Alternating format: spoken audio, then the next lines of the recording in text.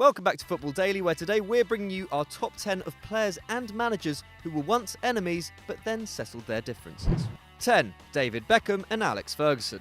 We begin with one of modern football's most famous falling outs. David Beckham was the poster boy for English football in the early 2000s, and his manager Sir Alex Ferguson became increasingly uncomfortable with his celebrity image. And in 2003, the England captain left Old Trafford under a cloud after he, according to Ferguson, thought he was bigger than the manager. That season, Beckham was left scarred by a boot kicked by Ferguson in the dressing room following an FA Cup defeat to Arsenal, in an incident which sent their working relationship beyond repair. But alas, 4 years later, the pair made amends, as Beckham appeared at a charity match to commemorate Man United's 50th year in European competition. In an address to the fans, he claimed his stay at the club was the best time of his whole career, and tributed his former boss, saying, "You have the best manager in the world." Later, in his autobiography, Ferguson lauded Beckham as a wonderful boy. Isn't that nice? 9. Roy Keane and Patrick Vieira.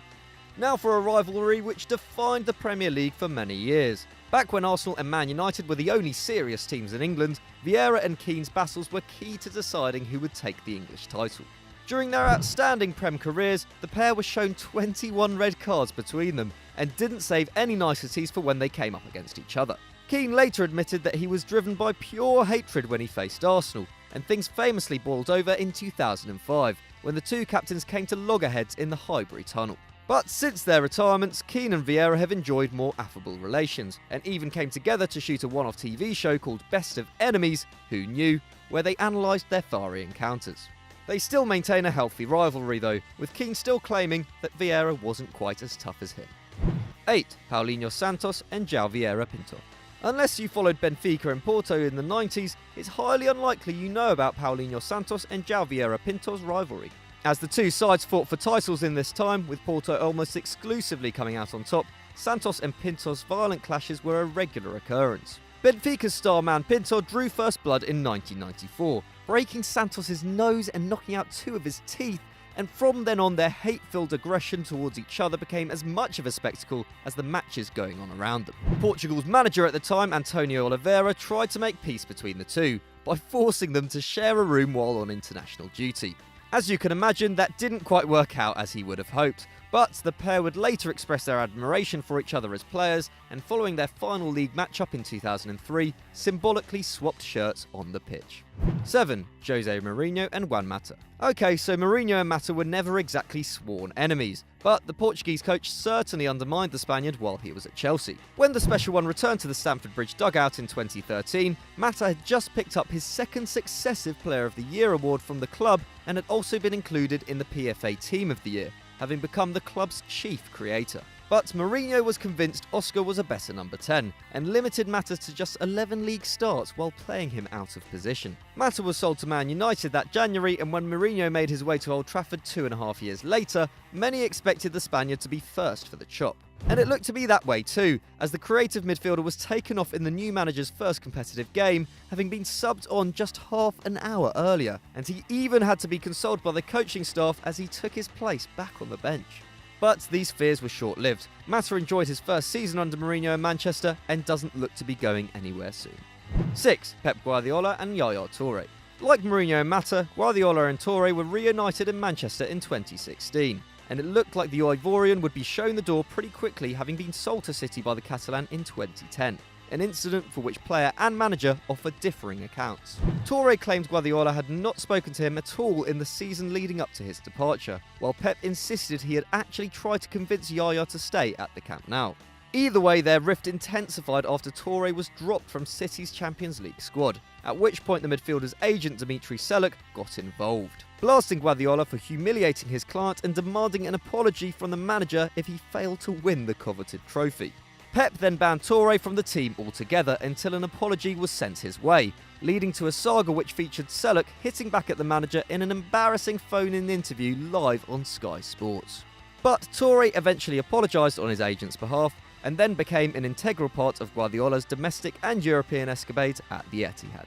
5. Gary Neville and Jamie Carragher. Like Vieira and Keane, Gary Neville and Jamie Carragher's rivalry was a fixture of the Northwest Derby for many years. And although Liverpool and Man United only rarely competed each other for titles in the Premier League era, meetings between the two were always bad-tempered affairs. Neville cemented his place as the most hated man on Merseyside after deliriously celebrating United's last-minute win at Old Trafford in 2006 in front of the travelling fans, while Carragher became particularly unpopular after somehow getting away with a studs-up challenge on Nani in 2011.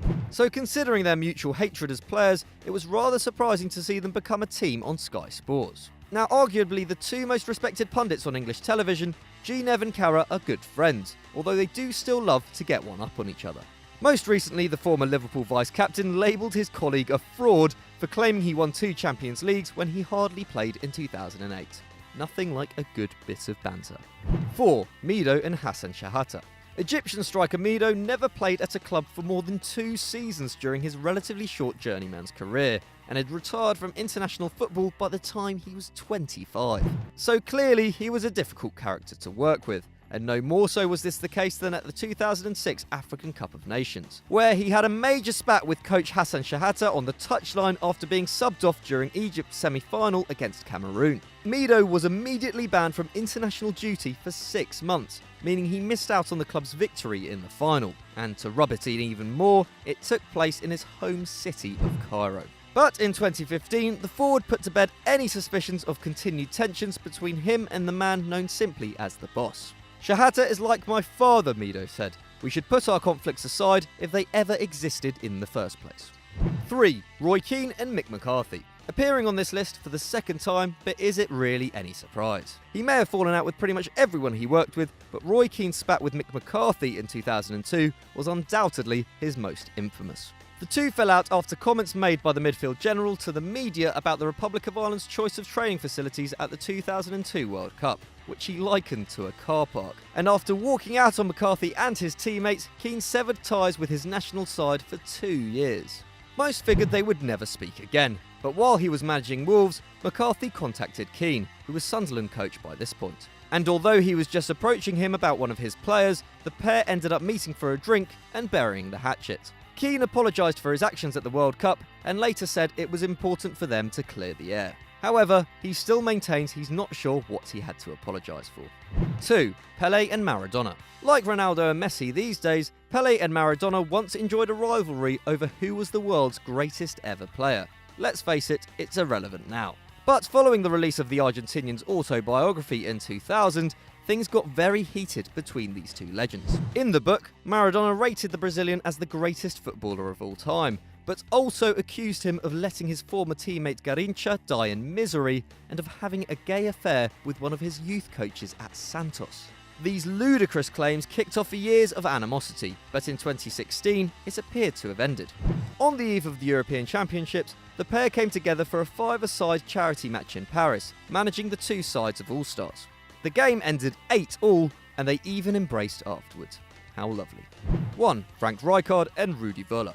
Germany and the Netherlands have never enjoyed particularly healthy relations on the football pitch, and they became even nastier at the 1990 World Cup, where their second-round clash was muddied by the actions of Frank Rijkaard and Rudi Völler.